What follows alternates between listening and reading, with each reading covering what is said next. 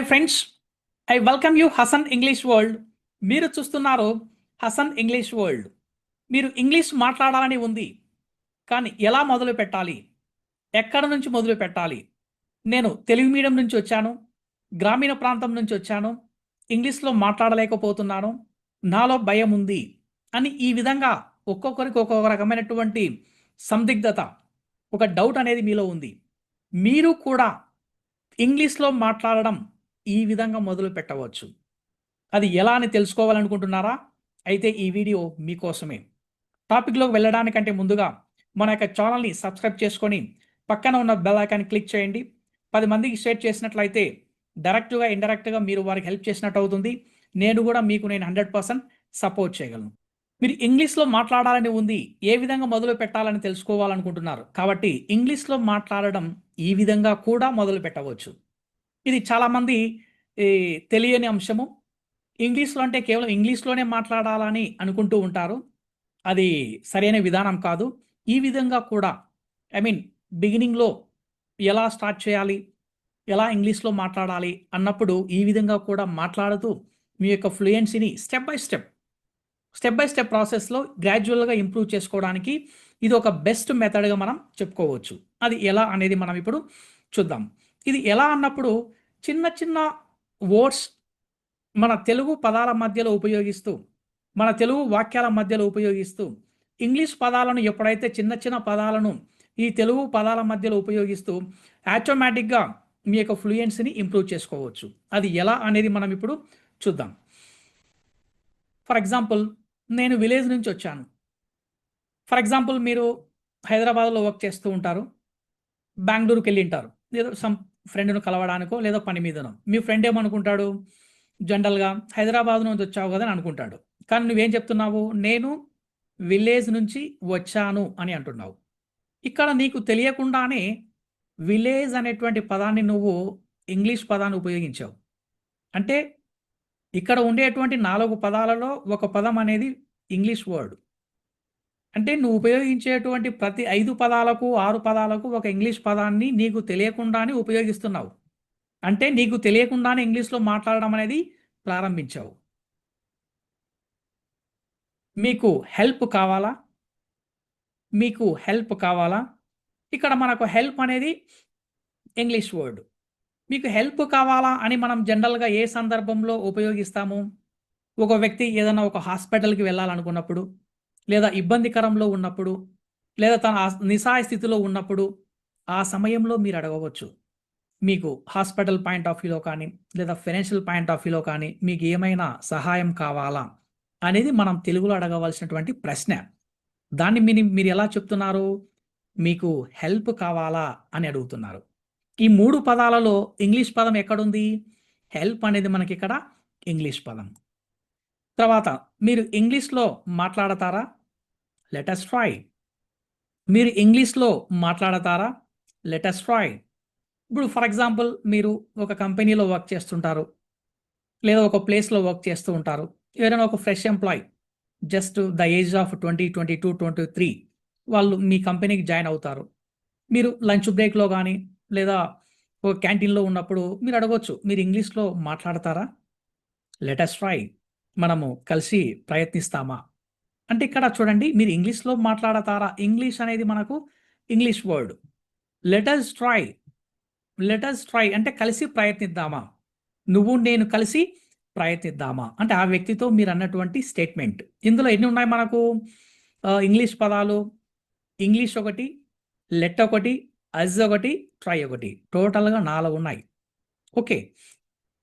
తర్వాత, excuse me, ఇది కరెక్ట్గా చెప్పండి, ఇది కరెక్టేనా చెప్పండి. ఎక్స్క్యూజ్ మీ, ఇది కరెక్టేనా చెప్పండి. మీరు జనరల్గా ఏదైనా కానీ ఒక డేటా తయారు చేసేటప్పుడు కానీ, లేదా ఒక ఇన్ఫర్మేషన్ ఒక వ్యక్తికి మెయిల్ రూపంలో కానీ, ప్రాజెక్ట్ రూపంలో చెప్పాలనుకున్నప్పుడు, లేదా పంపించాలనుకున్నప్పుడు మీకు దాని పట్ల అంత అనుభవం ఉండకపోవచ్చు. అప్పుడు ఒక వ్యక్తిని మీరు మీ పక్కన ఉన్న కొలీగ్ కానీ, ఫ్రెండ్ను కానీ, మీ బాస్ని కానీ అడగవచ్చు. నేను ప్రిపేర్ చేశాను సార్ మెయిలు, ఇది కరెక్టేనా చెప్పండి, ఇది కరెక్టేనా చెప్పండి. ఇక్కడ ఎలా అడిగారు మీరు? Excuse me. ఇది చాలా పొలైట్ వర్డ్. ఆ వ్యక్తిని ఇబ్బంది పెట్టకుండా రిక్వెస్ట్ పాయింట్ ఆఫ్ వ్యూలో అడిగారు. ఇది కరెక్టేనా చెప్పండి. ఇందులో ఎన్ని ఉన్నాయి మనకు? ఇక్కడ ఉండేటువంటి 6 పదాలలో 3 పదాలు ఇంగ్లీష్ పదాలే ఉన్నాయి. అంటే ఆల్రెడీ మీరు ఇంగ్లీష్‌లో మాట్లాడడం ప్రారంభించారు. చాలా రోజులు ట్రై చేస్తున్నాను. బట్ ఇంకా పర్ఫెక్ట్ కాలేదు. చాలా రోజులు ట్రై చేస్తున్నాను. బట్ ఇంకా పర్ఫెక్ట్ కాలేదు. మీరు ఏదైనా ఒక ప్రోగ్రామింగ్ గాని, ఒక కోర్స్ గాని, లేదా ఒక టాస్క్, ఒక పని నేర్చుకుంటూ ఉంటారు. అంటే గత 10 డేసు, 50 డేసు, 100 డేసు, 1 ఇయర్ ఏదైనా కావచ్చు. కానీ నేర్చుకుంటున్నారు గానీ, ఇంకా పర్ఫెక్ట్ అనేది కాలేదు. అంటే మీరు ఎలా చెప్తున్నారు? చాలా రోజుల నుంచి ట్రై చేస్తున్నాను. బట్ ఇంకా పర్ఫెక్ట్ కాలేదు. అంటే ఇక్కడ ఎన్ని 3 పదాలు అనేది మనకి ఇంగ్లీష్ ఉన్నాయి. ఏవి ఉన్నాయి? ట్రై అనేది ఒక పదము. బట్ అనేది ఇంకొకటి. పర్ఫెక్ట్ అనేది ఇంకొకటి. టోటల్‌గా మనకు ఇక్కడ ఉండేటువంటి టోటల్ వర్డ్స్ ఎన్నున్నాయి? 4, 4 8. 8 పదాలలో మనకు 3 పదాలు ఇంగ్లీష్ పదాలు ఉపయోగించారు. ఓకే. ప్లీజ్ నాకు ఇంగ్లీష్‌లో ఎక్స్‌ప్లెయిన్ చేయండి. ప్లీజ్ నాకు ఇంగ్లీష్‌లో ఎక్స్‌ప్లెయిన్ చేయండి. ఇప్పుడు ఫర్ ఎగ్జాంపుల్ మీరు ఒక ప్లేస్‌లో వర్క్ చేస్తూ ఉంటారు. ఆ వర్క్ చేస్తూ ఉన్నప్పుడు మీటింగ్‌లో గాని, కాన్ఫరెన్స్‌లో గాని ఒక వ్యక్తి ఏదైనా మీకు తెలియని భాష, మనకు తెలుగు భాష బాగా తెలుసు. లేదు అతను తమిళ్‌లో గాని, లేదా హిందీలో గాని, లేదా మరాఠీలో గాని, లేదా కన్నడలో గాని చెప్పొచ్చు. అప్పుడేమవుతుంది మనకు అదర్ లాంగ్వేజ్ తమిళ్, మరాఠీ, కన్నడ మనకు తెలియదు. మనకు యూనివర్సల్ లాంగ్వేజ్ ఏముంది ఇక్కడ? ఇంగ్లీష్. అప్పుడు తమిళ్‌లో చెప్పడానికంటే ముందుగా మీరు ఇలా చెప్తున్నారు. ప్లీజ్ నాకు ఇంగ్లీష్‌లో ఎక్స్‌ప్లెయిన్ చేయండి. దయచేసి నాకు ఆ అంశం గురించి నాకు ఇంగ్లీష్‌లో ఎక్స్‌ప్లెయిన్ చేయండి. ఇక్కడ ఎన్ని ఉన్నాయి మనకు పదాలు? 3 పదాలు ఇంగ్లీష్ పదాలున్నాయి చూడండి. ప్లీజ్ అనేది ఒకటి, ఇంగ్లీష్, ఎక్స్‌ప్లెయిన్. ఔట్ ఆఫ్ 6లో 3 పదాలు ఇంగ్లీష్ పదాలు ఉపయోగించారు. మీరు కాఫీ తాగుతారా? Let us go. మనకు సాయంత్రం 4:35 అయింది.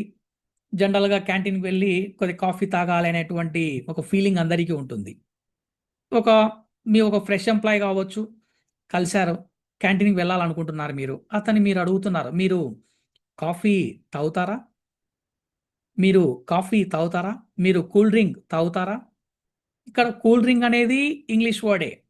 కాఫీ అనేది కూడా ఇంగ్లీష్ వర్డే. తర్వాత లెట్ అస్ గో. కలిసి వెళ్దాం.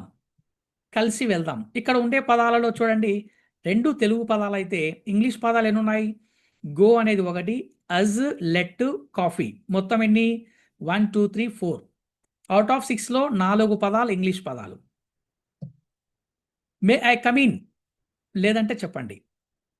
మే ఐ కమ్ ఇన్ నేను లోపలికి రావచ్చా? మే ఐ కమ్ ఇన్ నేను లోపలికి రావచ్చా? లేదంటే చెప్పండి. ఏదైనా బిజీ ఉంటే చెప్పండి. నేను బయటికెళ్తా. May I come in. ఇక్కడ ఇది మనకు పొలైట్ ఎక్స్‌ప్రెషన్. ఎక్కడైనా సరే ఉపయోగించవచ్చు. మీరు మేనేజర్‌తో గాని, బాస్‌తో గాని, టీమ్ లీడర్‌తో గాని, మీ కొలీగ్‌తో గాని, మీరు ఒక పొలైట్‌గా ఉపయోగించాలనుకున్నప్పుడు మే ఐ కమ్ ఇన్ లోపలికి రావచ్చా? మీకు ఇంకా పరిభాషలో మనం ఎక్కడ ఉపయోగించామంటే, మన చిన్నతనంలో క్లాస్‌లోకెళ్ళడానికి మన టీచర్‌తో ఉపయోగించేవాళ్ళం. ఏమని? May come in sir. I లేదక్కడ. May come in sir. May come in, may come in, may come in అన్నా. అంటే అక్కడ మే ఐ కమ్ ఇన్ అనేది మే కమ్ ఇన్‌గా అనింది. అంటే మనకు తెలీదప్పుడు.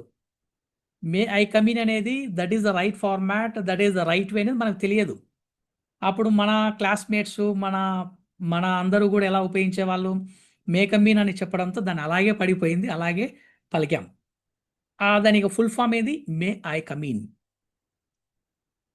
యెస్. సారీ లేట్ అయ్యాను. నెక్స్ట్ టైమ్ కేర్‌ఫుల్‌గా ఉంటాను. ఇప్పుడు జనరల్‌గా మీరు మీటింగ్ ఉంటుంది మీకు. ఒక 30 మినిట్స్ లేట్ అయ్యారు. సమ్ ఏదో మీ పర్సనల్ రీజన్ వల్ల.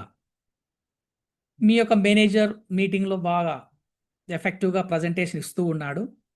ఇస్తూ ఉన్నప్పుడు మీరు వెళ్లారు, మీటింగ్ విన్నారు. విన్న తర్వాత ఒక చిన్న ఎక్స్‌క్యూజ్ మీ మేనేజర్‌కి మీకు చెప్తున్నారు. ఆ ఎక్స్‌క్యూజ్ ఏందంటే, "సారీ లేట్ అయ్యాను. నెక్స్ట్ టైమ్ కేర్‌ఫుల్‌గా ఉంటాను." అంటే కొన్ని రీజన్స్ వల్ల నేను రాలేకపోయాను సార్. నెక్స్ట్ టైమ్ చాలా కేర్‌ఫుల్‌గా ఉంటాను. నెక్స్ట్ టైమ్ నేను రిపీట్ చేయను అని మీరు ఒక రిక్వెస్ట్ పాయింట్ ఆఫ్ వ్యూలో మీ యొక్క మేనేజర్‌కి కన్వే చేస్తున్నారు. తర్వాత మీ ఫోను నంబర్ ఇవ్వచ్చా? Just for contacts. Just for contacts. ఇప్పుడు ఫర్ ఎగ్జాంపుల్ ఆహ్, మీరు ఒక హెచ్ఆర్గా వర్క్ చేస్తున్నారు, లేదా మీ దగ్గర ఒక ఏదైనా ఎంప్లాయ్మెంట్ ఉంటుంది, ఒక చిన్న ఉద్యోగమో మంచి ఉద్యోగమో ఉంటుంది. మీ ఫ్రెండ్ వేరే అతనికి రెఫర్ చేయాలా ఆ జాబ్ని. అప్పుడు మీ మొబైల్ నెంబరు అతనికి ఇవ్వచ్చా అని అడగవచ్చు. దేనికోసం? Just for contacts. మీ ఫోన్ నెంబర్ ఇవ్వచ్చా? Just for contacts. It's very nice expression, just for contacts. చూడండి, ఫోన్ నెంబర్ 2 + 3 5 పదాలు ఉన్నాయి చూడండి. 2 + 3 5. ఐ థింక్ ఇది చాలా ఈజీ టాపిక్. ఐ థింక్ ఇది చాలా ఈజీ టాపిక్. మీరు జనరల్‌గా ఏదైనా ఒక డాక్యుమెంట్ గాని, ఏదైనా ఒక టాపిక్ మీద డిస్కస్ చేస్తున్నారు. నీకు ఆల్రెడీ దాని మీద మంచి గ్రిప్ ఉంది, మంచి పట్టు ఉంది. అప్పుడు మీరు అంటున్నారు, ఐ థింక్ ఇది చాలా ఈజీ టాపిక్. నేను ఒక్కసారి కూర్చున్నానంటే చాలా ఈజీగా చెప్పగలను. చాలా ఈజీగా ఎక్స్‌ప్లెయిన్ చేయగలను అని అంటున్నావు. అప్పుడు ఎలా చెప్పొచ్చు? ఐ థింక్, నేను అనుకుంటున్నాను, ఇది చాలా ఈజీ టాపిక్. ఇక్కడ ఎన్ని పదాలు ఉన్నాయి చూడండి. ఐ థింక్ అనేది 2 పదాలు. ఈజీ టాపిక్ అనేది 2 పదాలు. టోటల్‌గా 4 పదాలు. యెస్. నేను ట్రై చేస్తా. కరెక్ట్ కాకపోతే హెల్ప్ చేయండి. నేను ట్రై చేస్తా. కరెక్ట్ కాకపోతే హెల్ప్ చేయండి. ఫర్ ఎగ్జాంపుల్, మీరు ఒక fresh employee 1 or 2 years of experience ఉంటుంది. ఒక టాస్క్ ఇచ్చింటారు. మీ మేనేజర్ గాని, మీ టీమ్ లీడర్ గాని, లేదా మీరు వర్క్ చేసే ప్లేస్‌లో ఆ టాస్కు మీకు యాక్చువల్‌గా ఫుల్‌గా కంప్లీట్‌గా తెలియదు. దాని పట్ల 100% నాలెడ్జ్ మీకు లేదు. కానీ మీరేమంటున్నారు? నేను ట్రై చేస్తా. నాకుండే నాలెడ్జ్, నాకుండే ఎక్స్‌పీరియన్స్‌ని నేను యాడ్ చేసి నేను ట్రై చేస్తాను. ఒకవేళ కరెక్ట్ కాకపోతే, అంటే ఎక్కడైనా తప్పులు ఉంటే మీరు హెల్ప్ చేయండి అని మీరంటున్నారు. చూడండి, ఎంత హెల్పింగ్, చాలా ప్లీజింగ్ వర్డ్. ఇందులో ఎన్నున్నాయి చూడండి ఇంగ్లీష్ పదాలు. 1, 2, 3. మీరు ఫ్రీ ఉంటే కలుద్దాం. ఓకే. మీరు ఫ్రీ ఉంటే కలుద్దాం. ఓకే. అంటే ఇది ఎలా ఉంటుందంటే, జనరల్‌గా ఫర్ ఎగ్జాంపుల్, మీరు మీ ఫ్రెండ్‌ను గాని, లేదా మీ రిలేటివ్, లేదా మీ మేనేజర్ ఎవరైనా కలవాలనుకుంటున్నారు. అంటే మార్నింగ్ 10:30, 11. 10:30, 11లో ఆల్మోస్ట్ అందరూ కూడా ఆఫీస్‌కో లేదా బిజీగా ఉంటారు ఆల్మోస్ట్. అప్పుడు మీరేమంటున్నారు? మీరు ఫ్రీ ఉంటే కలుద్దాం. ఓకే. అంటే అది ఫ్రీ ఉండే సమయం కాదు యాక్చువల్‌గా. మార్నింగ్ 10:30, 11 అనేది అందరూ కూడా వాళ్ళ వాళ్ళ పనులలో బిజీగా ఉంటారు. అప్పుడు మీరు ఫోన్ చేసినప్పుడు ఈ విధంగా అంటున్నారు. మీరు ఫ్రీగా ఉంటే కలుద్దాం. ఓకే. ఇక్కడ ఓకే అనేది ఇంగ్లీష్ వర్డ్. ఫ్రీ అనేది కూడా మనకిక్కడ ఇంగ్లీష్ వర్డ్. గుడ్ మార్నింగ్, ఎలా ఉన్నారు? గుడ్ మార్నింగ్, ఎలా ఉన్నారు? యెస్. ఇక్కడ మీరు మీ ఫ్రెండ్ గాని, మీ రిలేటివ్‌ను గాని, మీ వెల్ విషర్స్‌ని మార్నింగ్ సమయంలో ఫోన్ చేసినప్పుడు గుడ్ మార్నింగ్ అని చెప్పిన తర్వాత ఎలా ఉన్నారు? ఒక వెల్ విషర్‌గా మీరు అడుగుతున్నారు. చిన్న డౌట్ ఉంది. Can you tell me? చిన్న డౌట్ ఉంది. Can you tell me? అంటే ఒక చిన్న డౌట్ ఉంది. మీరు నాకు దాని గురించి ఎక్స్‌ప్లెయిన్ చేయగలరా? చెప్పగలరా? ఇక డౌట్ అనేది మనకిక్కడ English word. Can you tell me? మీరు నాకు చెప్పగలరా? సారీ, అది అర్థం కాలేదు. రిపీట్ చేయండి. సారీ, అది అర్థం కాలేదు. రిపీట్ చేయండి. మీరు ఏదైనా ఒక విషయం పట్ల ఒక పని చేస్తూ ఉంటారు. ఒక పని చేస్తూ ఉన్నప్పుడు ఆ పనిలో మీరు ఏదైనా ఒక టాపిక్‌ని గాని పూర్తిగా అర్థం చేసుకొనుండరు. ఆ అర్థం చేసుకోలేనప్పుడు ఏమవుతుంది? సారీ, క్షమించాలి, నేను పూర్తిగా అర్థం కాలేదు, నాకు ఒకసారి రిపీట్ చేయండి అంటారు. లేదు, మీరు ఏదన్నా ఒక వ్యక్తి దగ్గర ఇంట్రెస్ట్ అమౌంట్ ఎక్కువ బల్క్ అమౌంట్ తీసుకోవాలి. అక్కడ అగ్రీమెంట్ ఉంటుంది. రిజిస్ట్రేషన్ చేసి ఇవ్వాలి. లేదు, ఇంకా కండిషన్స్ ఎక్కువగా ఉంటాయి. అప్పుడు నువ్వు చెప్పొచ్చు, సారీ నాకు అర్థం కాలేదు, మళ్ళా రిపీట్ చేయండి. అంటే మళ్ళా క్లారిటీగా చెప్పండి అని. ఇక్కడ సారీ అనేది ఒక ఇంగ్లీష్ వర్డ్. రిపీట్ అనేది కూడా ఒక ఇంగ్లీష్ వర్డ్. మీ ఒపీనియన్ ఏమిటి అబౌట్ దిస్? దీని గురించి మీ అభిప్రాయం ఏమిటి? దీని గురించి మీ అభిప్రాయం ఏమిటి? అనేది జనరల్‌గా ఒక పక్కా తెలుగు వర్డ్. మీ ఒపీనియన్ ఏమిటి? ఒపీనియన్ అనేది ఇక్కడ ఇంగ్లీష్ వర్డ్. అబౌట్ దిస్ అంటే దీని గురించి. ఇప్పుడు ఫర్ ఎగ్జాంపుల్, ఒక మొబైల్ కొనాలనుకుంటున్నారు. ఏదో మీకు నచ్చిన బ్రాండ్. అక్కడ మీ ఫ్రెండ్ ఆల్రెడీ మంచిగా మొబైల్ యూజ్ చేస్తూ ఉన్నాడు అదే బ్రాండ్ మీద. అది ఒప్పో గాని ఏదో సమ్ మొబైల్. మీరు అడగొచ్చప్పుడు, "అరే! నువ్వు యూజ్ చేస్తున్నావు గదా! దీని గురించి నీ అభిప్రాయం ఏమిటి? నీ ఒపీనియన్ ఏమిటి? ఎలా ఉంది?" ఫీచర్స్ ఎలా ఉన్నాయి, మనకు మన్నిక ఎలా ఉంది, మనకి ఎలా లైఫ్ ది యొక్క మొబైల్తో ఎగ్జిస్ట్ అవుతుంది అనేది కొద్దిగా మీరు అడుగుతారు. ఫస్ట్ టైం మీట్ అవుతున్నాం, nice to meet you.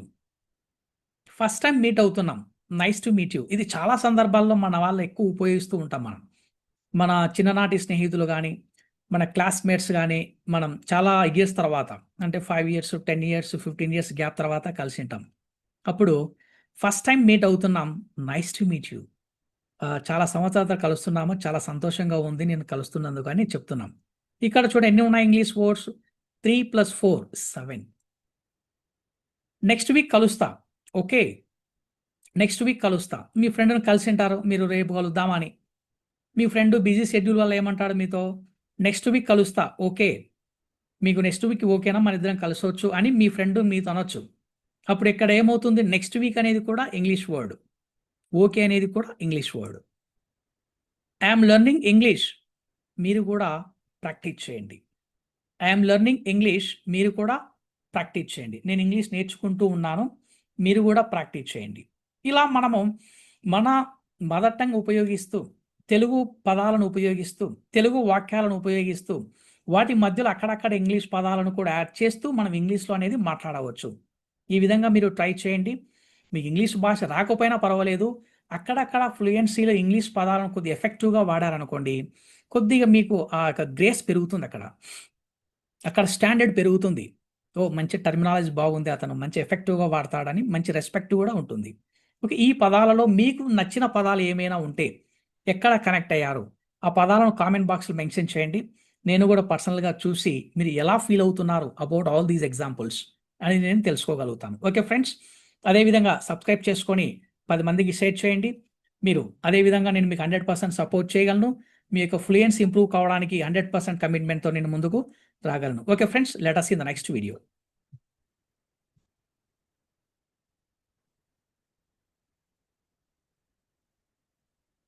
Hello. వస్తున్నాను.